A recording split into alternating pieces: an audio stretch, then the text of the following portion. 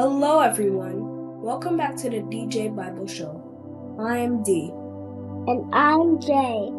We are so excited to have you join us for episode 2. Today, we are going to talk about something super important, obeying our parents. And we have a great memory verse to help us understand why it is important. Yes, our memory verse for today comes from Colossians 3 verse 20. It says, "Children, obey your parents in everything, for this pleases the Lord." Awesome first, Jay. Isn't it cool to know that when we obey our parents, we are also making God happy? Totally.